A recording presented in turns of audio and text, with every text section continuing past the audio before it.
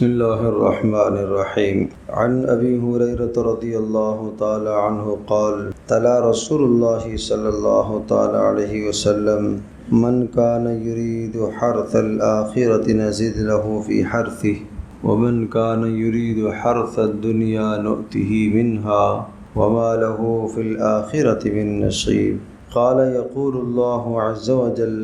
ابن آدم تفرغ لعبادتی املأ صدرك غنا وأسد فقرك وإلا تفعل ملأت صدرك شغلا ولم أسد فقرك أو كما قال عليه الصلاة والسلام رواه ابن ماجہ والترمذی۔ حضرت ابو ہریرہ رضی اللہ تعالی عنہ ارشاد فرماتے ہیں کہ رسول اکرم صلی اللہ تعالی علیہ وسلم نے سورہ شورى کی یہ آیت بینہ تلاوت فرمائی، من کان یرید حرث الآخرة نزد له فی حرثہ، جو شخص آخرت کے لیے عمل کرنا چاہتا ہے، آخرت کی کھیتی کو بنانا چاہتا ہے، تو ہم اس کے عمل میں اضافہ کریں گے، یعنی ہم اس کو اس عمل کی توفیق دیتے رہیں گے۔ ومن کان یرید حرث الدنیا، اور جو ہم سے دنیا ہی چاہے گا، نؤتہ منہا، ہم دے دیں گے، لیکن وما لہ فی الآخرۃ من نصیب، لیکن آخرت میں اس کا کوئی حصہ نہیں ہوگا۔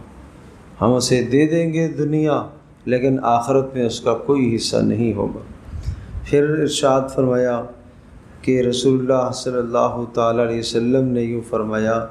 کہ اللہ پاک یہ ارشاد فرماتا ہے کہ اے بندے،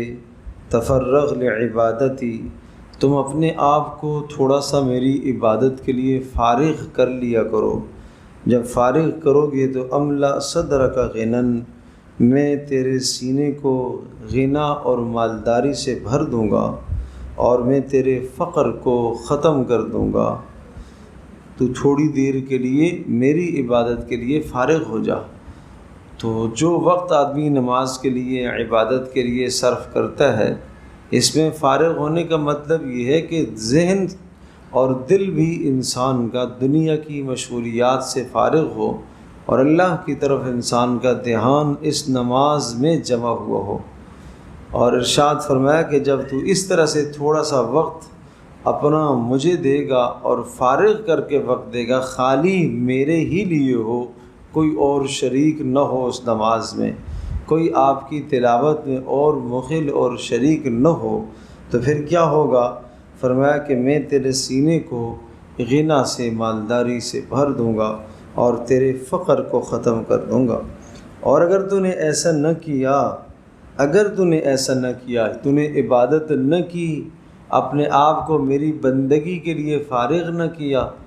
یا عبادت کی لیکن دھیان تیرا میری طرف نہ ہوا، تو یاد رکھنا تفعل وَإِلَّا تَفْعَلْ مَلَأْتُ صَدْرَكَ شُغْلًا، میں تیرے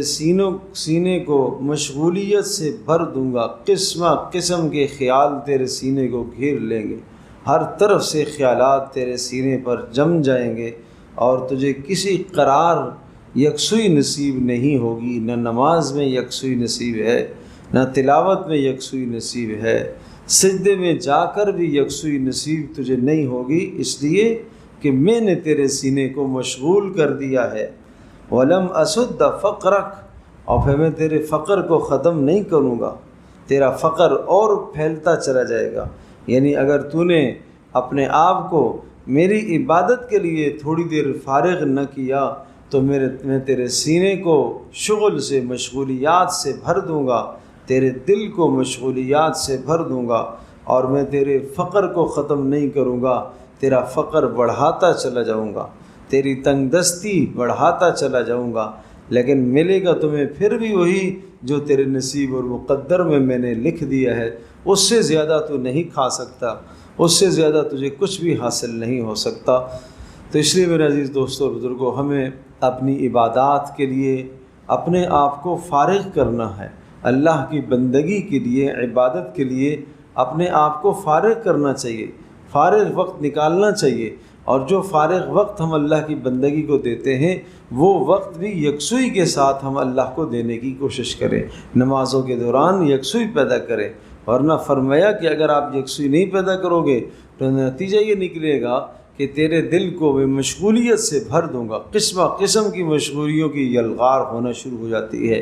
یہ جو آدمیوں کے عام طور پر خیال آتا ہے اور سوال کرتے ہیں کہ نماز میں وسوسے آتے ہیں، خیالات آتے ہیں، بہت خیالات آتے ہیں، تو معنی یہ ہوا کہ خیالات چھوڑنے کی کوشش نہیں کی آپ نے۔ کوشش کریں گے تو اللہ تبارک و تعالیٰ انشاءاللہ آپ کی مدد فرمائے گا۔ اللہ پاک ہم سب کے لیے عمل کرنا آسان فرمائے۔ الحمدللہ رب العالمین، والصلاۃ والسلام علی سیدنا اللہم انت السلام منک السلام تبارک یا ذا الجلال، اللہم اعنا علی ذکرک وشکرک وحسن عبادتک، اللہم استر عوراتنا ومن اللہم حبب الایمان وزینہ فی قلوبنا، اللہم کرہ الینا الکفر والفسوق والعصیان، اللہم اجعلنا من الراشدین، وصلی اللہ تعالی خیر خلق محمد وعلی آلہ وصحبہ اجمعین برحمتک یا رب۔